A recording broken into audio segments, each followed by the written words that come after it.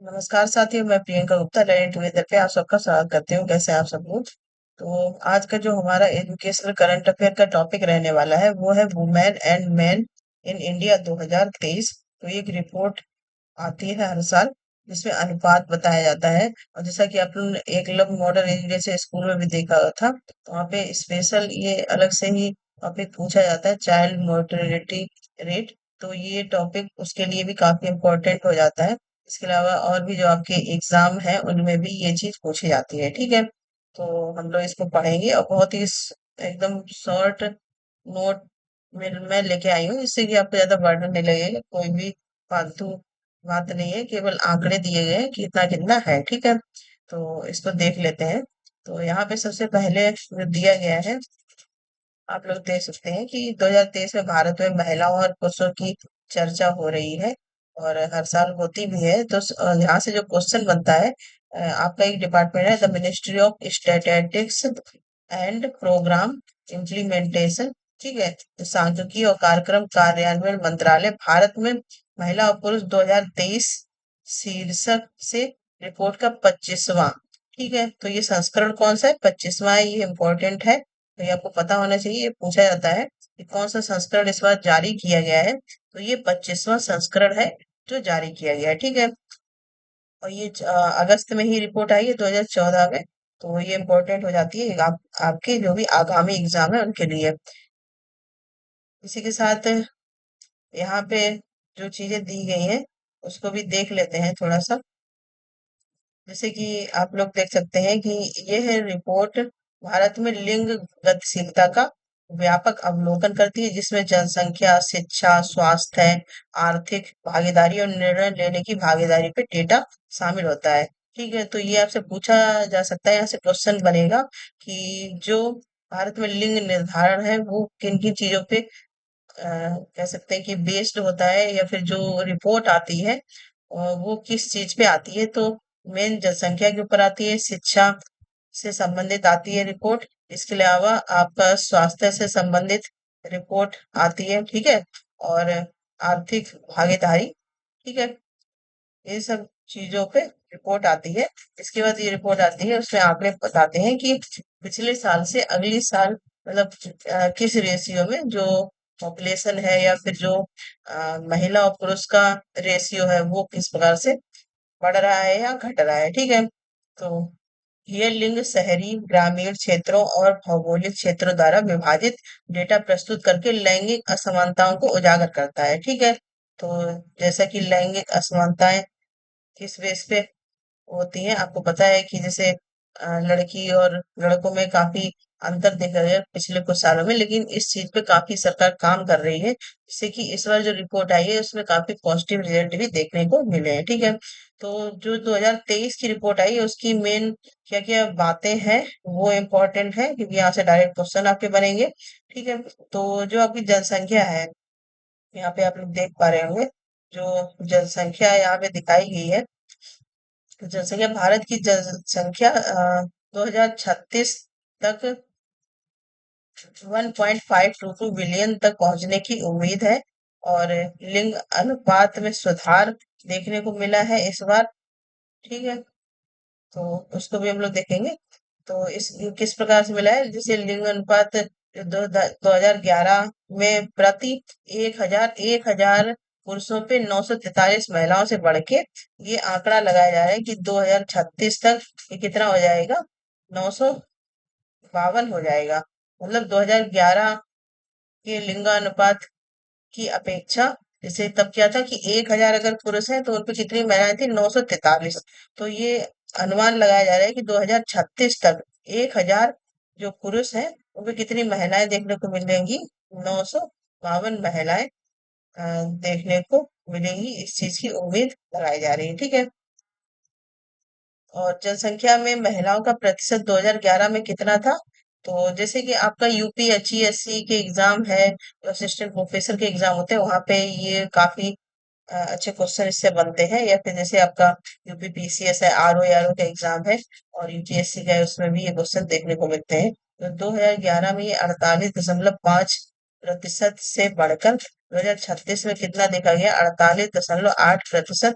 होने की संभावना इसकी देखी गई है। ठीक है, तो ये यहाँ से आपके दो तीन क्वेश्चन बन जाएंगे, तो ये इम्पोर्टेंट पैराग्राफ कह सकते हैं यहाँ पे। ठीक है, इसी के साथ और भी हम लोग देख लेते हैं कि आयु जनसंख्या मुख्य रूप से प्रजनन दर में गिरावट के कारण 2011 और 2036 के बीच 15 वर्ष से कम आयु के लोगों के अनुपात में कमी आने की उम्मीद है। ठीक है, तो एक चीज यहाँ पे जो निगेटिव पॉइंट कह सकते हैं यहाँ पे है कि 2036 जो 15 साल से कम के लोग हैं उनमें गिरावट आने की उम्र है, क्योंकि जो बूढ़े लोग हैं या फिर कहें जो बुजुर्ग लोग हैं उनकी आबादी बढ़ती जा रही है। ठीक है, जैसे कि आप लोग देख, हालांकि बुजुर्ग आबादी 60+ वर्ष में अनुमानित महत्वपूर्ण वृद्धि हुई है, मतलब 15 वर्ष से जो कम बच्चे हैं ये कह सकते हैं, तो वो उनमें गिरावट की उम्मीद की जा रही है 2036 तक। और लेकिन जो वृद्ध आबादी है, बुजुर्ग की आबादी है, वो कहीं कहीं उसमें वृद्धि देखने को मिलेगी। ठीक है, अब ये किन किन पैमानों पे होता है, जैसे आयु विशिष्ट प्रजनन दर। ठीक है, तो एज स्पेसिफिक फर्टिलिटी रेट की अगर हम लोग यहाँ पे बात करें तो इसको क्या बोलते हैं, ASFR बोलते हैं। 2016 और 2020 के बीच 2000 सॉरी 20 और 24 और 25 से 29 आयु वर्ग की महिलाओं के लिए ASFR में कमी आई है। 2016 और ये आंकड़े किस तक कब तक दिखाए गए हैं, 2016 से लेके 2020 में जो 20 से 24 वर्ष और 25 से 29 आयु वर्ग की महिलाओं का रेशियो है, एज एज क्योंकि ये एज के हिसाब से ये रिपोर्ट बनती है। ठीक है, इसलिए इसके एज यहाँ पे रहे तो महिलाओं के लिए ASFR में कमी आई है, लेकिन जो 35 से 39 वर्ष की महिलाओं में इसमें वृद्धि आई है। ठीक है, तो यहाँ पे आपको सीधे से समझ में आ रहा होगा, जो 2016 से 2020 तक का कंपेरिजन किया जा रहा है तो वहां पे देखने को मिला है कि जो 20 से 24 साल की महिलाएं हैं या फिर 25 से 29 साल की महिलाएं हैं उनमें कमी आ रही है, और जो 35 से 39 वर्ष की महिलाएं हैं उनमें वृद्धि देखने को मिली है। ठीक है, तो ये सुझाव देता है कि महिलाएं अपना करियर स्थापित करने के बाद अपने परिवार का विस्तार करने का विचार कर रही हैं। जैसा कि आजकल आपको पता है कि करियर पे ज्यादा फोकस किया जा रहा है, क्योंकि सबको है कि अपने पैरों पे खड़ा होना है ना, इस प्रकार से, इसलिए इन सब चीजों में वृद्धि और गिरावट देखने को मिल रही है। पहले क्या होता था कि 20 से 24 साल तक ज्यादातर शादी हो जाती थी फीमेल्स की। ठीक है, अब बहुत ज्यादा लेट हुआ तो 29 साल तक होगी, लेकिन अभी देखा जा रहा है कि 30+ के बाद भी महिलाएं अपने करियर पे ज्यादा ध्यान दे रही हैं, और उसके बाद अपना परिवार का विस्तार कर रही है या फिर शादी वगैरह का सोच रही है। ठीक है, तो सिंपल सी बात यहाँ पे ये है। इसके बाद जो और पैमाना रहता है मातृ मृत्यु दर। ठीक है, तो ये जो एकलव्य मॉडल रेजिडेंशियल स्कूल है वहां पे ये वाला पॉइंट काफी इंपॉर्टेंट हो जाता है, वहां से क्वेश्चन पूछा जाता है। वहाँ पे अलग से टॉपिक भी दिया है, चाइल्ड मोर्टेलिटी रेट, और जो बच्चे उसकी तैयारी कर रहे हैं उन्होंने वो टॉपिक देखा होगा। तो भारत में 2018 से 20 के दौरान अपने MMR को प्रति एक इकाई दशमलव सैकड़ा हजार दशहरा लाख 1 लाख जीवित जन्मों पर 97 तक कम करने का लक्ष्य रखा गया है। ठीक है, जो मातृ मृत्यु दर मतलब जो प्रेगनेंसी के टाइम पे औरतें खत्म हो जाती है किसी कारणवश, तो उनको कम करने का लक्ष्य रखा गया है।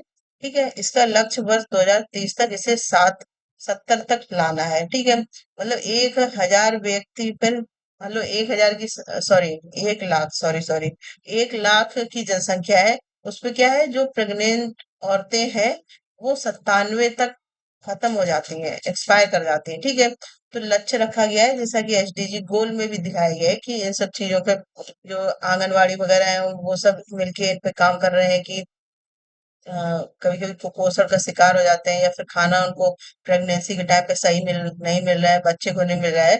तो इस वजह से क्या होता है कि प्रेगनेंसी के टाइम पे या उस टाइम पे माताओं को जो है हानि होती है या फिर कभी कभी उनकी मृत्यु भी देखने को मिली है।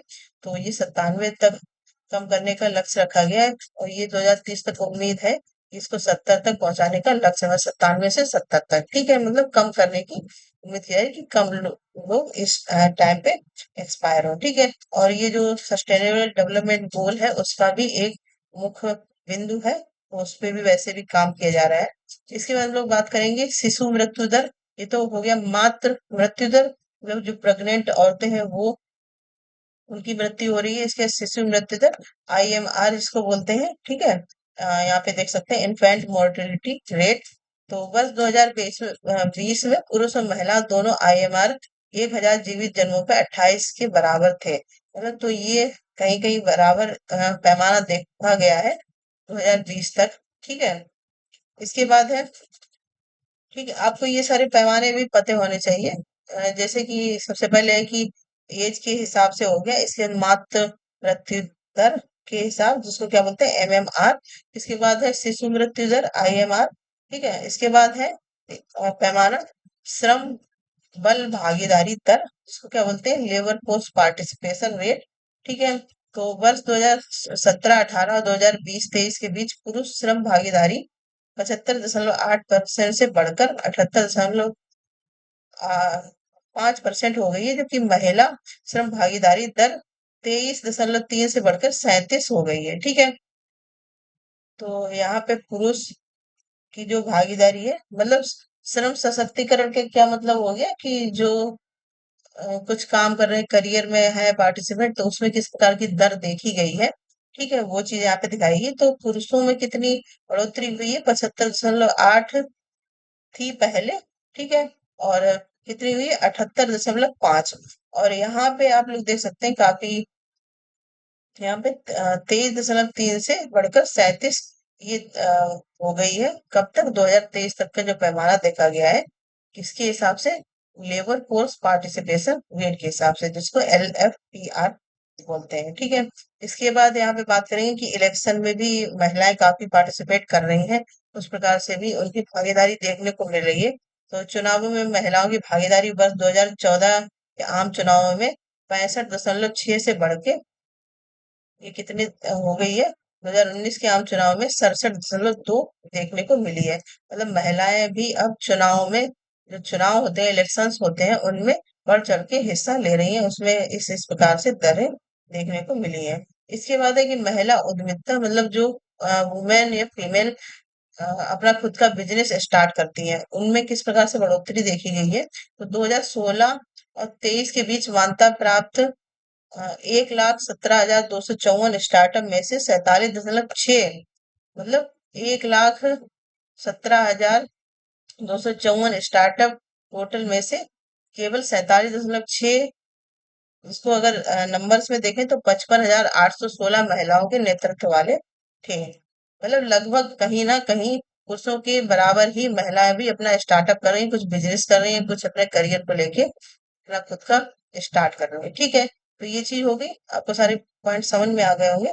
ठीक है, और ये क्वेश्चन पूछे जाते हैं, ये आपके जो दिख रहे हैं ना पॉइंट में, ये आपके लिए बहुत इंपॉर्टेंट है, ये डायरेक्ट पूछ लिए जाते हैं। ठीक है, और ये जरा से ही पॉइंट का डिफरेंस होता है और ये इसमें बहुत गड़बड़ हो जाती है, तो इसलिए यहाँ पे सटीक और बिल्कुल उतने ही लिमिटेड चीजें लाने की कोशिश की गई है। ठीक है, इसके बाद हम लोग देखेंगे यहाँ पे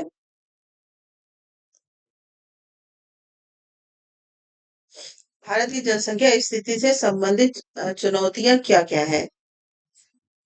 ठीक है, तो चुनौतियां भी रहती हैं भारत में, देखने को मिलती हैं और हर जगह ही रहती होंगी।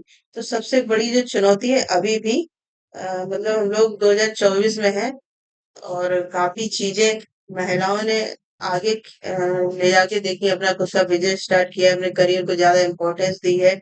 उसके अलावा भी बहुत सारी चुनौतियां हैं जो देखने को अभी भी मिलती हैं। सबसे पहला तो है पुत्र वरीयता। भारत में पुत्रों को वरीयता देने के कारण जन्म समय लिंगानुपात विषम बना हुआ है। ठीक है, पुत्र उनको चाहिए, अगर पुत्री है तो अभी भी इतना सारी योजनाएं चलती हैं, इतने सारे कह सकते हैं कि एक्ट बनाए गए हैं, उसके बावजूद भी अभी भी बहुत सी जगह पे अगर पुत्री है तो उसको मार देते हैं, या फिर जो भी, मतलब पैदा होने से पहले या बाद में जो भी चीजें हैं, वो ये सब चीजें देखेंगी, जिससे क्या है कि जो मेल और फीमेल का अनुपात है वो अभी भी काफी ऊंचे नीचे चल रहा है। जैसे कि आप देख सकते हैं 2011 का अनुमान जो लगाया गया था वहां पे 900 1000 पुरुष पे 943 महिलाएं थी। और उसके बाद 2036 में यह अनुमान लगाया जा रहा है कि 1000 पुरुष पे 952 है, तब भी 50 से काफी कम है। तो सबसे बड़ी चुनौती तो यही है, पुत्र वरीयता। ठीक है, कि सबको लड़का चाहिए, लड़की नहीं चाहिए। सबको इन द सेंस बहुत सारे एरिया हैं अभी भी यहाँ पे ये सारी चीजें हो रही हैं। ठीक है, इसके बाद वृद्धि आबादी। भारत की वृद्धि आबादी 2023 में 153 मिलियन से बढ़कर 2025 तक 367 347 मिलियन होने की उम्मीद है। तो आबादी देखो कहाँ से कहाँ पहुंचने की उम्मीद रखी जा रही है, जिस प्रकार से जो ये चाइल्ड रेशियो आ रहे हैं। ठीक है, और वो सारी चीजें हो रही है, तो ये चीजें देखने को मिलेंगी। तो 153 मिलियन से बढ़ के कितनी हो जाएगी 2050 तक? 347 मिलियन होने की उम्मीद है। ठीक है, तो यहाँ पे ये वृद्ध आबादी की बात करें, वृद्ध मतलब जो बूढ़े लोग हैं उनकी आबादी की बात हो रही है। तो उनकी जनसंख्या में भी काफी वृद्धि हो रही है। ठीक है, कि लोग शादी काफी लेट कर रहे हैं, करियर की वजह से, अपने खुद के वजह से, बिजनेस की वजह से, किसी भी कारण से। तो इस वजह से ये सारी चीजें देखिए, ये काफी डिफरेंस यहाँ पे देखने को मिल सकता है। इसके बाद नेक्स्ट हम लोग जो पैमाना है उस पे बात करेंगे। LFPR, जिसको क्या बोलते हैं, gender inequality labour force participation rate. ठीक है, तो ये क्या है गहरी, ये जो लैंगिक असमानता है, मतलब माता पिता में लैंगिक असमानता लड़के और लड़की में देखने को मिलता है कहीं ना कहीं चीजों में। तो गहरी जड़ें जमाए पितृसत्तात्मक मानदंड और पारंपरिक लिंग भूमिकाएं शिक्षा और रोजगार के अवसरों तक महिलाओं की पहुंच को सीमित करती हैं। ठीक है, हालांकि बहुत सारे एरिया में महिलाएं काफी आगे चल रही हैं, उसके बावजूद भी ये सब चीजें देखने को मिलती हैं कि लड़कों को पढ़ाना है, लड़कियों को नहीं पढ़ाना है। अभी भी बहुत सारे भारत में ऐसी जगहें हैं, ऐसे लोग हैं, ऐसी सोच है अभी भी कि ये सब चीजें देखने को मिलती हैं। इसके बाद है कि भारत में जनसांख्यिकी विकास से संबंधित पहल कौन कौन सी की जा रही है। तो ये कौन कौन से गवर्नमेंट की तरफ से इनिशिएटिव किए जा रहे हैं, तो उस पे बात करेंगे। जैसे आपका बेटी बचाओ बेटी पढ़ाओ है, बेटी, ठीक है, तो ये प्रोग्राम चलाया जा रहा है। इसके बाद राष्ट्रीय उच्चतर शिक्षा अभियान रूसा, जो सेकेंडरी एजुकेशन के लिए चलाया जाता है, वो काफी टाइम से चल रहा है। इसके बाद हम लोग बात करेंगे और भी आयुष्मान भारत योजना है, आपका डिजिटल स्वास्थ्य मिशन है, मिशन इंद्रधनुष है। ठीक है, स्टैंड अप इंडिया योजना है।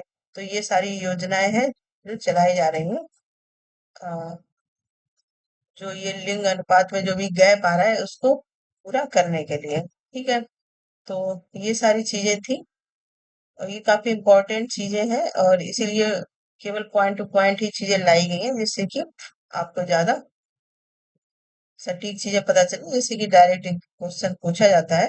ठीक है, और बहुत ही छोटी PDF भी है, ज्यादा बड़ा कंटेंट नहीं है, तो आप यहाँ से देख सकते हैं। और इसके अलावा भी कोई टॉपिक है जो आपको लगता है कि पढ़ाया जाना चाहिए, तो वो आप जरूर कमेंट सेक्शन में बताया करिए, और ज्यादा से ज्यादा क्लासेस देखिए।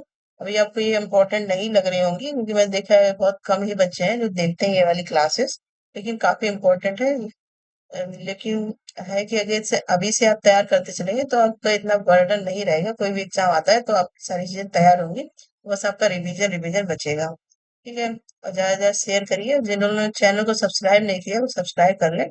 जैसे कोई भी क्लास आती है, कोई भी नोटिफिकेशन आता है, या फिर कोई वैकेंसी का अपडेट भी चैनल पे आपको दिया जाता है, तो वो आता है तो आपको वो मिलता रहे। और इसी प्रकार की अपडेट और क्लासेस के लिए बने रहिए। लर्निंग टुगेदर से धन्यवाद।